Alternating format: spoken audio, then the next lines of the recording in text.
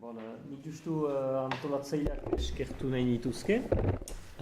Zinez gai hori aipatzea biziki garrantzitsua iruditzen baitzait, beraz eskertu denik horako eztabaidak antolatzea. Donc, je veux d'abord remercier les organisateurs, parce que voilà, c'est une problématique importante et c'est bien de parler de tout ça. Nik uste dut, hainitz aipatua izan da deia, erleen problematika, eta behar dugula sartu problematika orokor batean, eta da gaur egun bizi dugun krisi sozial, ekologiko, bizikilarria mundu mailan, eta erleen egoera pestiziduen erabiltzea eta horren ondorio bat da. Donc, à mon avis, comme on a déjà parlé, il faut recadrer en effet la problématique des abeilles dans une problématique plus globale sur tout ce qui est usage d'insecticides, toute cette logique d'agriculture industrielle, etc. C'est vraiment allié avec une logique économique qui s'appelle tout simplement la logique marchande, qui a donné la logique capitaliste. Et je pense qu'il est fondamental, en effet, de trouver une alternative à cette logique-là pour pouvoir en trouver de manière concrète à des problèmes spécifiques qui naissent de cette logique économique-là, comme l'usage des insecticides ou comme l'usage des feux de montagne.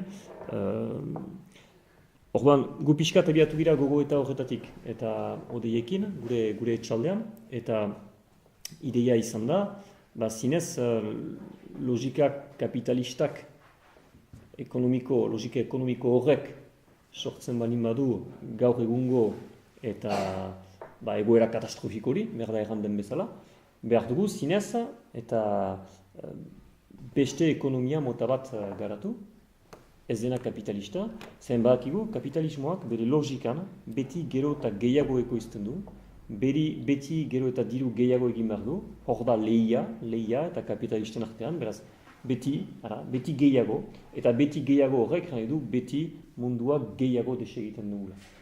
C'est vraiment la logique interne du capitalisme que de croître toujours en termes de production, donc de polluer toujours plus, de croître toujours en termes de capital.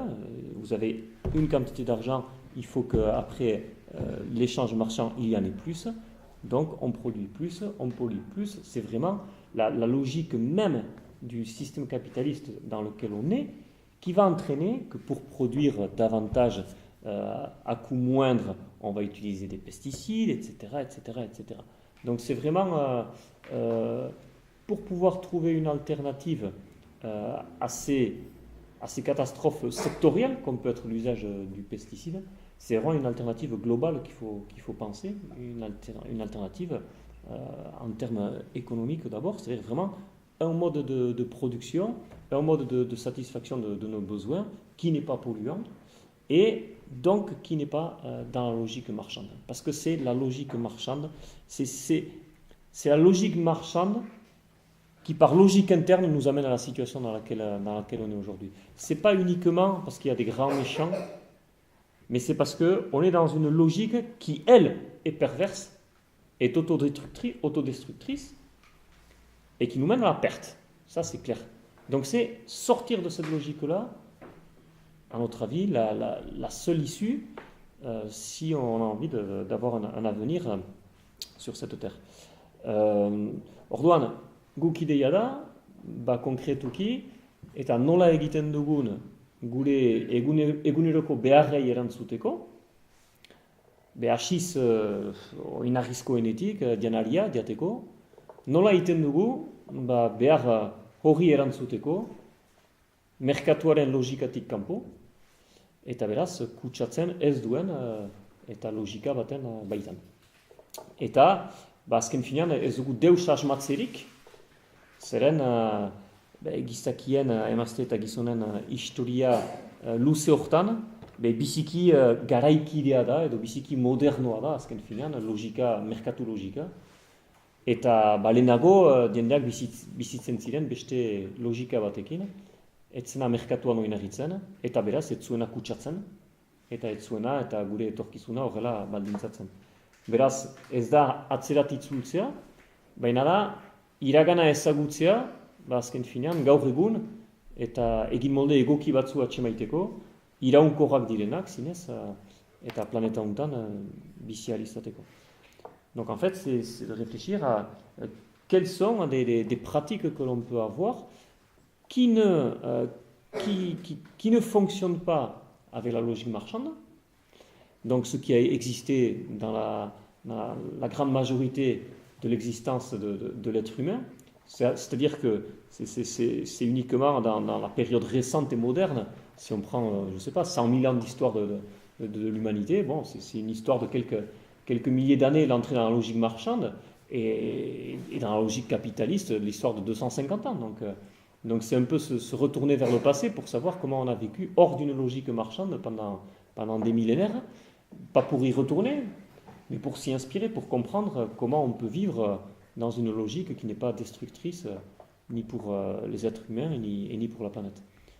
Eta orduan, guk konkretuki, entxatzen gira, gure janaritik hasiz, hori da pixkat sinplena erran dezake, gu haurek ekoiztea, gure janari guzia, urte osoan, eta behar dugun janari guzia, gu haurek egitea,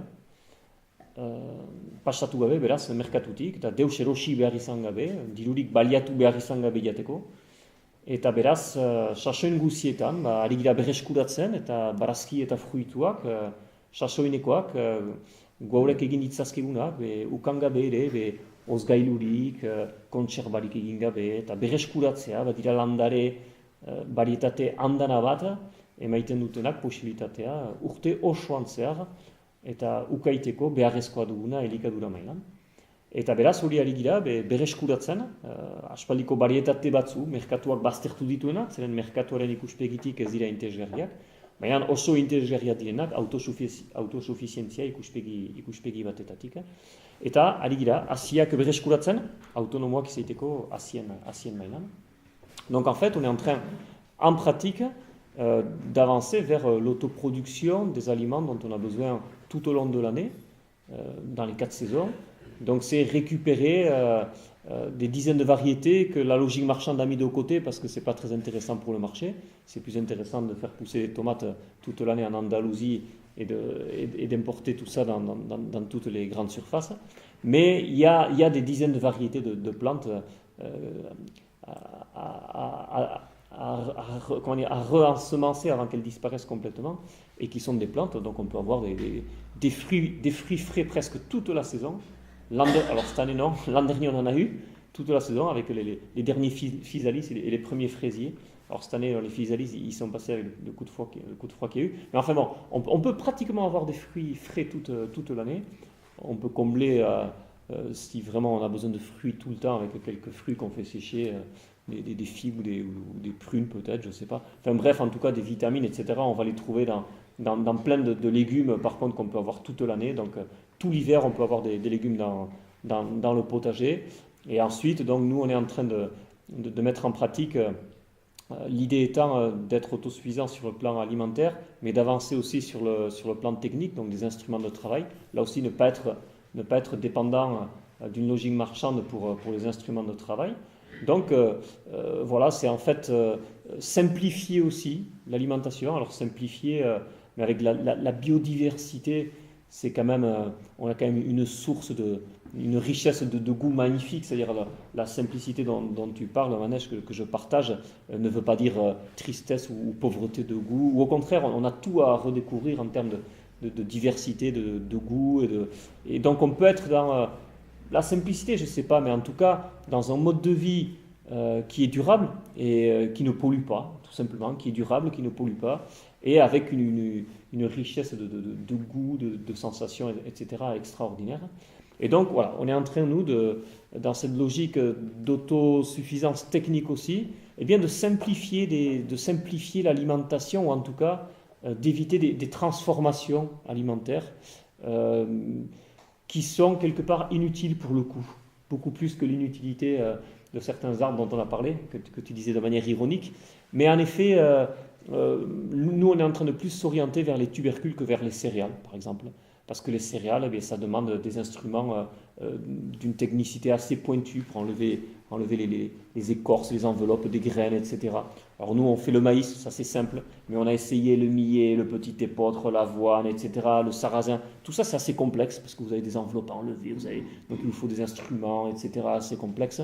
Les tubercules, c'est vraiment intéressant. Et on est en train de, donc, en plus des classiques comme la patate ou le topinambour ou comme ça, donc c'est la patate douce, on est en train d'expérimenter le krosne, l'inagme, le taro, l'igname, donc, voilà, des plantes comme ça qui demandent pas d'instruments de transformation importants, qui sont excellents. Et après, la base alimentaire, c'est les haricots, parce que toutes sortes de haricots secs et tout, vous avez des bases de protéines là, donc très simple à transformer, etc. Pas besoin d'instruments pour conserver, etc.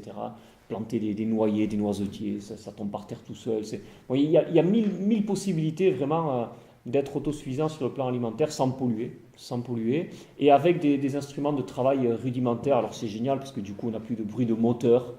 Donc alors les tondeuses que je hais depuis des années, on a trouvé des oies qui se nourrissent en nettoyant un petit peu le pourtour des arbres, etc. Alors c'est très utilitariste, mais on les aime beaucoup parce qu'elles sont vraiment très sympathiques et c'est vraiment des oies de compagnie.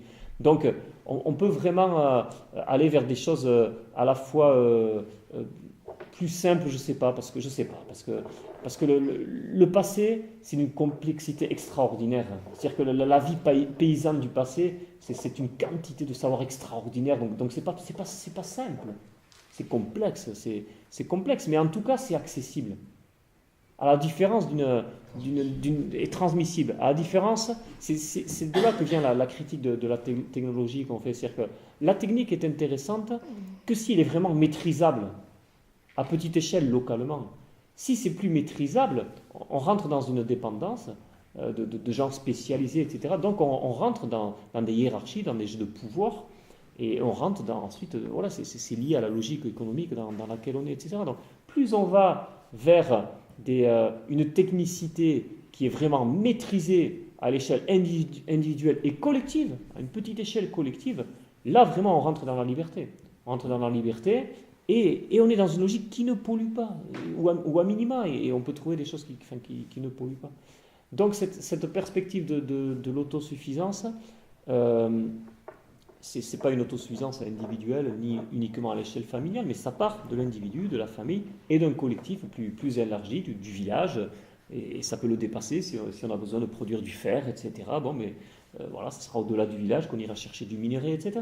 Mais c'est des technologies qui sont maîtrisables, c'est le moins de machines possible, parce que la machine, c'est quelque chose, par définition, dont le mécanisme n'est pas perceptible.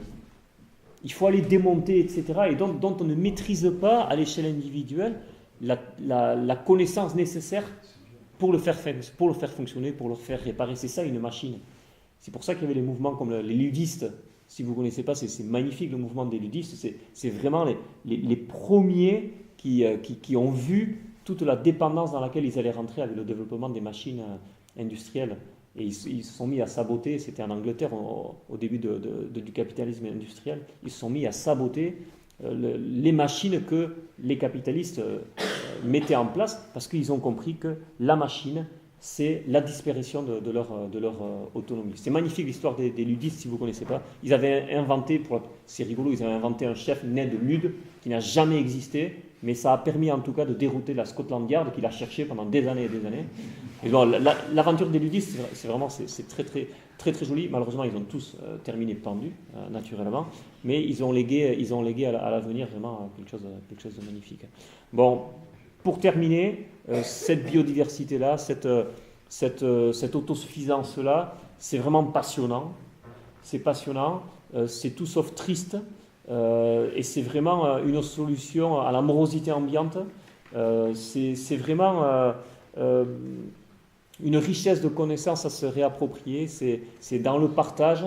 Alors l'alternative au capitalisme, c'est bien sûr le partage et le don réciproque. Donc c'est dans cette logique-là, l'autosuffisance. Et donc c'est dans la recréation de la communauté au sens large de la communauté villageoise que le capitalisme aussi, que la logique marchande a détruite. Et c'est bien sûr le lien avec les abeilles. Il n'y a pas de diversité, de biodiversité sans la présence des abeilles, donc chaînon indispensable dans l'autosuffisance et dans un système de production donc, qui est sain et qui est durable. Donc la protection de l'abeille et la réappropriation du savoir. Les abeilles, nous on habite à Béorlegui, elles étaient dans toutes les fermes, maintenant il n'y en a plus nulle part. Donc il va falloir réintroduire, des copains appellent ça au sud des niches de pollinisation. Et l'abeille la concevoir non comme une productrice d'abeilles, mais avant tout comme une pollinisatrice. On en est là. Et si en plus elles peuvent nous donner un peu de miel à manger, ben, quelle chance. Mais avant d'abord une pollinisatrice dont on a besoin pour voilà, c'est marqué là, je crois 80% des plantes qui sont des fleurs, des plantes, tout ça qui sont pollinisées par les abeilles. Vous avez des plantes sauvages, tout ça. Vous avez sans doute vu en Chine comment ils pollinisent à la main maintenant les poiriers dans certaines maisons, dans certaines régions où l'abeille a disparu. Donc c'est ce qui nous attend dans quelques années ici, si on ne prend pas la chose au sérieux. Hala, beraz, bakarrik erraiteko gu gure inean, ari girela entxeatzen, olako gauza batzu egiten eta garatzen, elkarlanean, pixkat bide beretik doazen jendeekin, eta biztan dena denek zerbait egin dezakegula, urratska, zeren lotuak gira, sistema kapitalistari, lotuak gira, beraz ez da egunetik biharamunera eta ateratzen, baina bai argi ukan behar dugu, sistema ez dugula barnetik erreformatuko, guretzat argi da. Ez dugu kapitalismo hobe bat, berde bat, eta eginen erreformatu bat, kapitalismoak badu bere logika, eta destruktiboa dena, eta hortik kanpo alternatibak atxemango ditugu. À notre avis, il n'y a pas de réforme au sein du capitalisme, il n'y a pas de capitalisme vert, il n'y a pas de capitalisme durable, il n'y a pas de capitalisme à visage humain. Le capitalisme, c'est une logique mortifère de par sa logique interne qu'il faut vraiment analyser et comprendre. C'est pas parce qu'il y a des méchants qui manient, c'est parce que la logique interne même du capitalisme est une logique mortifère. Alors ils ne sont pas tous sympas ceux qui ont le pouvoir et les clés en main, mais il faut plus voir dans la logique même du système le problème que dans les personnes et nous-mêmes qui le faisons. Nous sommes tous responsables du capitalisme, on nourrit tous le capitalisme, comme tu disais d'une autre manière, on fait fonctionner les banques, c'est dire la même chose, c'est-à-dire qu'on fait fonctionner le système capitaliste. Donc c'est trouver des alternatives qui sortent de cette logique marchande, de cette logique de l'argent, de cette logique économique. C'est, à notre avis, la seule solution d'avenir. Et la situation est aussi catastrophique que magnifique est l'alternative à trouver à cette solution-là, quoi.